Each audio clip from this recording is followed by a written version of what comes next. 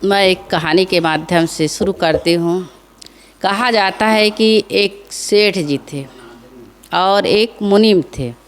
तो सेठ जी को के मन में बार बार होता था कि मैं कुछ धर्म कर्म पुण्य परोपकार का काम कर लूँ। वैसे तैसे उनका समय बीतता जाता था और उसके जो मंत्री थे वे हमेशा कहते थे कि अभी क्या है, अभी कितना क्या जल्दी है, अभी तो बहुत समय है, अभी खाने भोगने देखने सुनने का समय है, अभी से क्या सत्संग भक्ति भजन में लगना। इस प्रकार मुनीम जी उसे बार बार टोकते थे। फिर एक बार सेठ जी को सपना आया तो उन्होंने सपना में सोचा कि अब मेरा समय अंतिम स्थिति में हो रहा है, मैं अब कुछ दिन तक जिंदा रहूँगा, फिर इस संसार से चला जाऊँगा। ऐसा स्वप्न में देखता है तो फिर वो अपने मन में विचार करता है, अब कुछ दिन के बाद मैं इस संसार से चला जाऊँगा तो मैं पुण्य परोपकार का काम कब करूँगा, इसलिए मुझे अभी से ही भक्ति मार्ग में लग जाना चाहिए। ऐसा कर सोच विचार करके उन्होंने पूजा पाठ धर्म कर्म में लगने लगा। फिर मंत्री आए तो देखा कि अरे सेठ जी अब भक्ति भजन में लग रहे हैं। तो फिर मंत्री उसे सोचते हैं कि इन्हें अब चलो लग रहे हैं कोई बात नहीं, लेकिन इसे फिर भटकाना चाहिए। इस प्रकार मंत्री उसे कुछ और आश्वासन देते हैं। फिर उसके बाद सेठ जी को कहते हैं मंत्री कि क्यों ना चलो पुण्य परोपकार का काम करना है तो चलो हम विदेश जाते हैं, विदेश जाएंगे, वहाँ बड़े बड़े मंदिर मस्जिद तीर्थ गुरुद्वारा है, वहाँ हम जा कर के बड़े बड़े संत महापुरुषों का दर्शन करेंगे, मंदिरों में जाएंगे। इस प्रकार मंत्री जो है सेठ जी को कहते हैं। तो सेठ जी कहता है कि ठीक है, कुछ पैसा रख लो, हीरा मोती सोना चांदी रुपये रख लो, फिर हम चलेंगे। तो मुनीम जो होते हैं, मुनीम कहता है कि अभी सेठ जी कहे हैं पैसा रखने के लिए, लेकिन बाहर जाएंगे तो पैसा वजन हो जाएगा, रुपया जो है सोने चांदी का रुपया लेके जाएंगे, बहुत वजन होगा सफ़र में जाएंगे तो इसलिए मुनीम जी है वो कागज़ का नोट भंजा लेता है, उसका सोना चांदी रुपये को दे करके रुपये को दे करके वे कागज़ का नोट उससे बदली कर लेता है। जहाँ पर पैसा का बदला होता है वहाँ, जैसे विदेश में जाते हैं, जैसे हम लोग नेपाल जाते हैं तो वहाँ नेपाल का पैसा नेपाल में चलता है, यहाँ हमारे भारत का पैसा नहीं चलता है। वैसे ही वहाँ बॉर्डर में जाते हैं हम अपने देश से तो वहाँ पैसा भंजा लेते हैं, उसको नोट ले लेते हैं सोने चांदी का दे करके, वजनी सामान कहाँ रखेंगे इस प्रकार से। और उसके बाद वे जाते हैं तो जाते हैं हवाई जहाज़ में जाते हैं, बहुत दूर देश चले जाते हैं और जाने के बाद बहुत समय हो जाता है, फिर भूख भी लगती है दोनों को। तो सेठ जी मुनीम से कहते हैं कि भोजन की व्यवस्था कर लो, भूख लगी है। तो मुनीम जी उस रुपयों को ले कर के जाता है भोजन के लिए, होटल में जाता है। तो वहाँ जब होटल में जाता है तो ख़रीदता है खाने के लिए भोजन सामग्री। फिर सेठ जी जब मुनीम जी पैसा देते हैं तो वहाँ के लोग कहते हैं कि ये रुपया हमारे यहाँ नहीं चलता है, ये कागज़ को हम लोग क्या करेंगे, देना है तो सोने चांदी का रुपये दो, तभी तुम इस सामान को खरीद सकते हो। तो मुनीम जी उदास हो जाता है और आ कर के सेठ जी को बताते हैं। फिर वो लोग रहने के लिए आवास की व्यवस्था करते हैं, तो आवास के लिए भी पैसा की ज़रूरत होती है, तो वहाँ कागज़ का पैसा तो चलता नहीं है। तो वे दोनों निराश हो जाते हैं, फिर गांव में काम खोजते हैं, जहाँ गए रहते हैं वहाँ काम खोजते हैं। तो उन लोगों को कोई काम भी नहीं मिलता है। तो एक जगह जाते हैं चमड़े की दुकान पर, और उस चमड़े की दुकान में जाते हैं तो जो चमार होते हैं, जो जूता बनाने वाला होता है, चाम का काम करने वाला, वो कहता है कि मेरे पास कोई काम तो नहीं है, लेकिन मैं जूता सीलता हूँ, टूटे फूटे जूता आता है उसे। उस काम को तुम लोग अगर करोगे तो मैं सिर्फ जूठा रोटी दे सकता हूँ, जूठा भोजन और आधा गिलास पानी, बस इतना मैं दे सकता हूँ, और रुपये पैसे मैं आप लोगों को नहीं दे सकता। तो वहाँ का नियम भी रहता है कि जो व्यक्ति इस देश में आता है उस देश में उसे वापस नहीं जाना होता है। 3 साल तक का नियम रहता है कि वे अपने देश में वापस नहीं जा सकता। तो वे दोनों बेचारे गए तो, लेकिन आने की कोई व्यवस्था नहीं, आ भी नहीं सकते। वहाँ का राजा का नियम था कि जो व्यक्ति बाहर से आएगा वो 3 साल तक यहाँ रहेगा ही, किसी भी हालत से उससे जाना नहीं है अपने देश में। तो वो दोनों अब उनके यहाँ नौकरी करते हैं। अब दोनों बेचारे क्या करें, जो मिलता था वही खाते थे और अपना चाम काटते थे। तो उन्होंने गीत गाते थे दोनों मिलके, क्या हो मैंने बहुत धन जाया, हीरे मोहरे महल भरे, अब काम देते नहीं किसी का, हाय हाय दुख भिरे। इस प्रकार से वे गाते थे। तब तो खाते लुकमा उम्दा, मिश्री कन छुहारे दा, अब तो नहीं, अब तो चाम काटता चमारों का, ऐसा ही दिन गुजारे जा। इस प्रकार से वे चाम काटते थे और ऐसा वे अपना जीवन गुजारा करते थे। तो एक दिन दोनों सुसक के रोते रहे और उनका शरीर भी कमज़ोर हो गया था। फिर एक दिन जब वो चाम काटने वाला जो मालिक था उन लोगों से पूछते हैं कि तुम लोग बहुत दुखी रहते हो, परेशान रहते हो, रात में सोते हो तो कहारते रहते हो, क्या बात है, किस लिए तुम लोग ऐसा परेशानी है तुम्हारे में। इस प्रकार जो चाम के जो मालिक थे तो वो पूछते हैं, चमार जो है वो पूछते हैं उन लोगों से। तो वे अपने कहानी बताते हैं, राम कहानी, दुख भरी कहानी कहते हैं। वे उन्होंने बताया कि अपने जो घटना थी, हम लोग विदेश से आए हैं, अपने देश से आए हैं, हम लोग एक राजा हैं। इस प्रकार वे अपने बात बताते हैं तो उसको दया आ जाती है। पहले तो वे बहुत निर्दयी थे, उन्हें मारते भी थे, जब वो काम ठीक से नहीं करते थे उन्हें कोड़ा भी लगाते थे, उन पर कभी दया नहीं करते थे।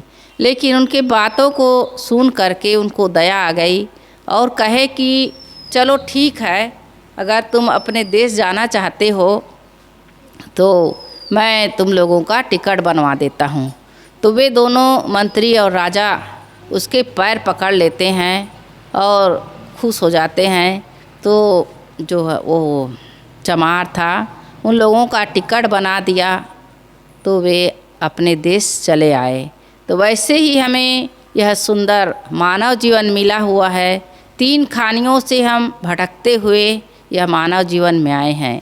वही 3 साल का जो नियम था वही है 3 खानी है, जो मनुष्य उसमज खानी, पशु खानी और पक्षी खानी, जो अंडज खानी, 3 खानी से भटकते हुए हम यह सुंदर मानव जीवन में आए हैं।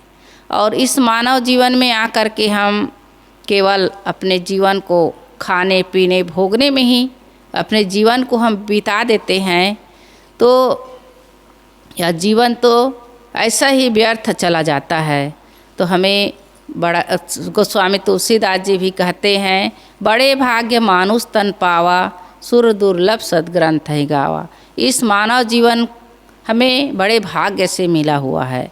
यह नहीं कहते कि बड़े भाग्य हाथी तन पावा, बड़े भाग्य घोड़ा तन पावा, बड़े भाग्य मछली तन पावा, यह नहीं कहते, क्योंकि यह तो केवल भोग भूमिका है। बड़े भाग्य मानुष तन पावा, इस मनुष्य तन हमें बड़े सौभाग्य से मिला हुआ है। इस मनुष्य तन को पा करके हमें अहंकार नहीं करना चाहिए, किसी दिन दुखी को सताना नहीं चाहिए, सबके साथ अच्छा व्यवहार करना चाहिए। लेकिन मनुष्य इतना लोगों के प्रति बिल्कुल बेपरवाह हो गया है, सिर्फ अपने को देखता है। दूसरों के प्रति उनके मन में दया भाव रहम की कोई बात ही नहीं है, कोई गुंजाइश नहीं है, सिर्फ अपने को देखता है। इसलिए किसी ने कहा है, लोगों को आदमी की शक्ति से अब डर रहा है आदमी, समझ कुछ आता नहीं क्या कर रहा है आदमी, आदमी ही मारता है मर रहा है आदमी। इस प्रकार से मनुष्य जो है अपने को सबसे श्रेष्ठ समझता है।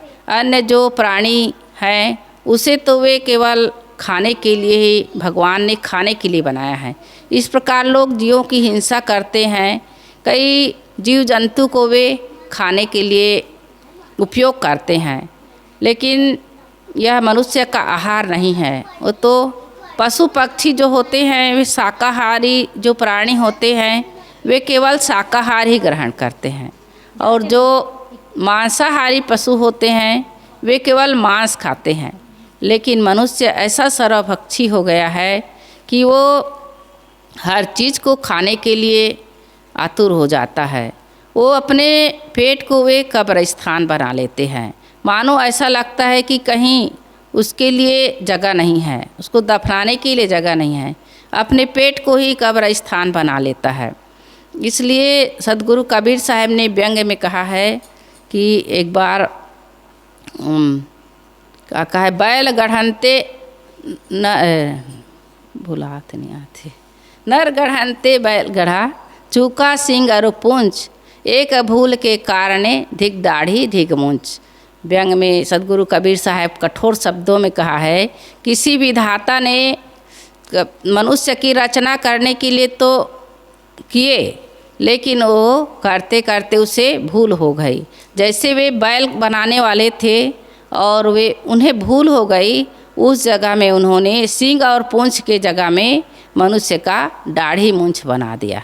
इस प्रकार कहते हैं, बैल गढ़नते नर गढ़ा, चूका सींग और पूंछ, एक भूल के कारणे धिक दाढ़ी धिक मूंछ।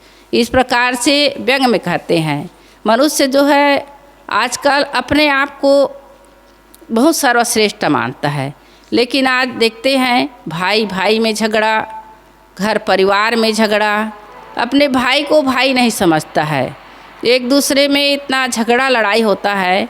कहते हैं कि मैं पड़ोसी से बात कर लूँगा, लेकिन भाई से बात नहीं करूँगा क्योंकि ये मेरे दुश्मन हैं। इस प्रकार कहते हैं, जिसे हम हार समझे थे गला अपने सजाने को, जिसे हम हार समझे थे गला अपने सजाने को, वे ही काट बन बैठे हमें ही काट खाने को, वे ही नाग बन बैठे हमें ही काट खाने को। जिसे हम अपना मानते हैं वे ही हमें दुख देते हैं, तकलीफ़ देते हैं। इसलिए आज आदमी इतना उतारू हो गया है कि अपने आप को ही श्रेष्ठ समझता है, अपने सामने किसी को कुछ नहीं समझता है। एक बार एक व्यक्ति ने, एक गधा ने, दो गधा थे, दोनों गधा झगड़ा हो रहे थे। एक दुलत्ती मारते हुए एक गधे से कहा कि जानवर कहीं का। तो गधा ने कहा, तुम्हें इतना हिम्मत कैसे हुआ कि तुम मुझे जानवर कहा? अगर मुझे कुछ कहता तो मैं सहन कर लेता, लेकिन तुम मुझे जानवर कहा। कब मुझे देखा है कि चोरी करते, कब मुझे देखा है कि डाका डालते, कब देखा है कि मुझे गलत कर्म करते। तुम्हें जानवर कुछ कहते तो मैं सहन कर लेता, लेकिन तुम मुझे जानवर क्यों कहे? इस प्रकार जो पशु भी होता है वे मनुष्य क्या कहे, उन्होंने उस गधा ने उसको मनुष्य कहा था, मैं जानवर कह दी, मनुष्य कहा था, मनुष्य। तो उन्होंने कहा गधा ने कि तुम्हें ये हिम्मत कैसे हुई, तुम मुझे मनुष्य कहा। तो मनुष्य जो है चोरी करता है, डाका डालता है, निंदा करता है, चुगली करता है, मुझे कभी देखा है? कमाल की बात, यदि तुम मुझे अगर मनुष्य कहा तो ये ठीक नहीं होगा। इस प्रकार वो गधा भी सधा होता है, वे गधा नहीं होता है, लेकिन मनुष्य तो पूरा गधा होता है। वे अपने आप को कुछ नहीं समझता है, दूसरे को कुछ नहीं समझता है, अपने आप को बड़ा मानता है। तो कहा जाता है कि एक बार जो जानवर जीव जंतु थे, उन्होंने ब्रह्मा जी ने सोचा कि चलो मैं धरती तल पर जाता हूँ कि पंखा चालू कर लो नहीं मच्छर आते का होगा। धरती तल पर जाता हूँ कि ये जितने प्राणी हैं वे कैसे हैं। इस प्रकार से वे जाते हैं धरती में। ब्रह्मा जी ने, उन्हें बड़ा गर्व था कि मैं इन जीव जंतुओं को की रचना की हूँ, वे कितने अच्छे हैं। तो उन्होंने सभी जीव जंतु ने मिल करके एक स्वर में कहा, हे भगवान। उन्होंने पूछा कि आप सब कैसे हैं। तो उन्होंने एक स्वर में कहा कि हे भगवान, हम सब जब से आपने इस दो पाया जानवर अर्थात मनुष्य को की रचना की है, तब से हम लोगों का जीना इस संसार में दुभर हो गया है। ना तो हम आकाश में ठीक से उड़ सकते हैं और ना ही इस धरती पर हम ठीक से रह सकते हैं और ना ही हम जल पर ठीक से रह सकते हैं, क्योंकि जब से ये दो पाया जानवर